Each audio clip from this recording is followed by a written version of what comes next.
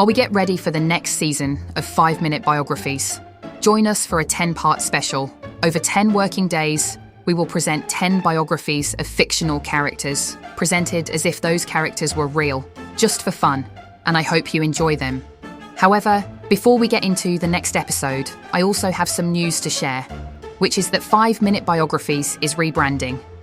After the conclusion of the 10-part special series, we will rebrand to Compact Biographies. We will also be abandoning the seasons format, opting instead for a continuous stream of weekly episodes, potentially expanding to twice weekly. You don't need to do anything to continue listening because we'll use the same feed, so look out for the new branding coming soon. Right, with that being said, let's continue the 10-part special with episode 8, Huckleberry Finn. In the decades before the American Civil War, when the Mississippi River was both a frontier and a lifeline, a boy named Huckleberry Finn drifted down its currents and into legend. Born poor, restless, and suspicious of authority, he became one of the most recognizable figures in American folklore, not because of wealth or power, but because of his stubborn devotion to freedom and his instinctive sense of right and wrong. Huckleberry Finn was born around 1835 in the small river town of St. Petersburg, Missouri. His mother died when he was young, and his father, known locally as Pap Finn, was a violent drunkard who drifted between labor jobs and petty theft.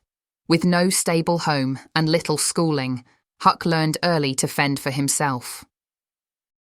He spent his childhood along the riverbanks, sleeping in barrels or on doorsteps, fishing for food, and dodging his father's fists. Townsfolk pitied him, but few offered real help. In the rough democracy of the frontier, where reputation was everything, Huck's ragged clothes and unruly manners marked him as an outsider. Yet beneath his dirt-streaked face and quick grin lay a sharp intelligence and an independence that no upbringing could smother.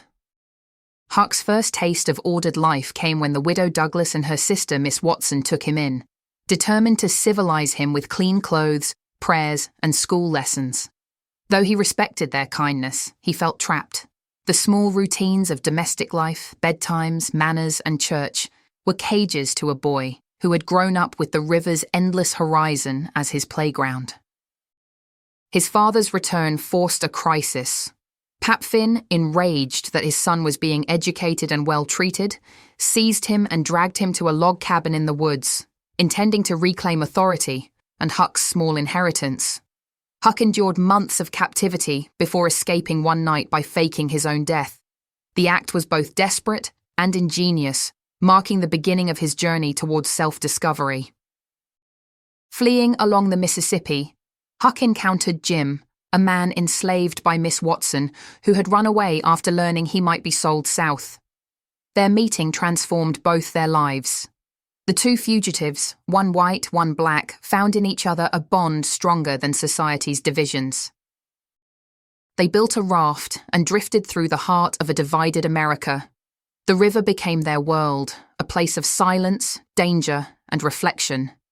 By day, they hid among willows or floated lazily in the current. By night, they shared stories beneath the stars. Huck, raised among men who treated slavery as natural, began to see the hypocrisy of a world that called itself Christian, while denying humanity to others. His moral awakening came quietly. When faced with the choice between betraying Jim or breaking the law, Huck chose friendship over obedience. "All right then," he famously said to himself, "I'll go to hell." To him, it was no heroic declaration, merely the decision to follow his heart when every voice around him said he was wrong. The river, for all its beauty, was no sanctuary. Huck and Jim faced storms, shifting currents, and the constant threat of capture. On shore, the pair encountered every shade of human greed and folly, feuding families whose pride led to bloodshed, con artists masquerading as royalty, and towns still poisoned by the cruelty of slavery. Huck's quick thinking saved them more than once. He learned to spin lies as easily as he once skipped stones, disguising himself as a girl, a servant, even a runaway apprentice. Yet each deception left him uneasy. Freedom, he discovered, required honesty, not with others, but with oneself. After months on the river, a collision with a steamboat separated the companions. Huck's wanderings took him deep into the plantations of Arkansas, where he saw more clearly than ever the moral rot that slavery bred. When he and Jim were finally reunited, it was through luck, loyalty, and Huck's refusal to give up on his friend. Eventually, their odyssey ended, not with triumph, but with exhaustion. Jim gained his freedom through legal means, and Huck found himself once more at the threshold of civilization, offered comfort, education, and safety. But the boy who had slept beneath open skies could not abide walls for long. In his final known account, Huck spoke of lighting out for the territory, heading west, where the land was still untamed and a man might live without hypocrisy. Whether he ever reached those distant plains is uncertain. Some say he worked on steamboats, others that he joined settlers in Kansas or vanished into the wilderness. What is certain is that he never truly returned to the world he had left behind. Huck Finn's character reflected the contradictions of his age. He distrusted authority, yet valued honesty, mocked religion, yet lived by a moral code stronger than that of most preachers. His view of the world was simple but profound. People were good or bad by their deeds, not by their rank, race, or reputation. Though often described as uneducated, he possessed a natural intelligence born of observation. He could read a storm, interpret a stranger's expression, and sense danger in a tone of voice. His humour and adaptability made him both survivor and philosopher. Historians of the period view him as a symbol of the American frontier spirit, restless, skeptical, and unwilling to submit to convention. Yet his empathy, particularly toward Jim, transcended his time. In an era defined by division, he acted according to a sense of shared humanity that placed him decades ahead of his contemporaries. To understand Huckleberry Finn is to understand the Mississippi River itself. Stretching from the northern forests to the Gulf of Mexico, it was the spine of a nation, beautiful, dangerous, and always moving. The river carried Huck not just from one place to another, but from ignorance to understanding, from boyhood to moral adulthood. On his journey, the river served as a teacher and a mirror. Its floods and calms reflected the turbulence of a country torn between freedom and bondage. To the boy adrift on his raft, the current was both companion and judge, reminding him that the only constant in life was change. By the time of the Civil War, the story of Huckleberry Finn had become a folk legend retold in river towns and frontier camps. Some remembered him as a trickster, others as a runaway, still others as a prophet of conscience. His tale captured the contradictions of a nation learning, painfully, what equality really meant. Educators later held up his moral decision to protect Jim as one of the earliest expressions of individual conscience in American history. Abolitionists, humanists, and writers of the next century would cite him as proof that even a child raised in ignorance could recognize injustice when he saw it. The boy from the river became an emblem of youthful integrity, a reminder that morality is often clearest in those least corrupted by civilization. His story, though rooted in one time and place, continues to speak to every generation that struggles between social expectation and personal truth. Huck's life embodies the broader American frontier movement. He represents the transition from the old world of rigid hierarchy to the restless democracy of the new.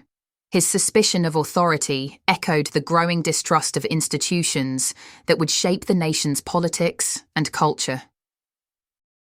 At the same time, his friendship with Jim marked a quiet revolution in moral understanding.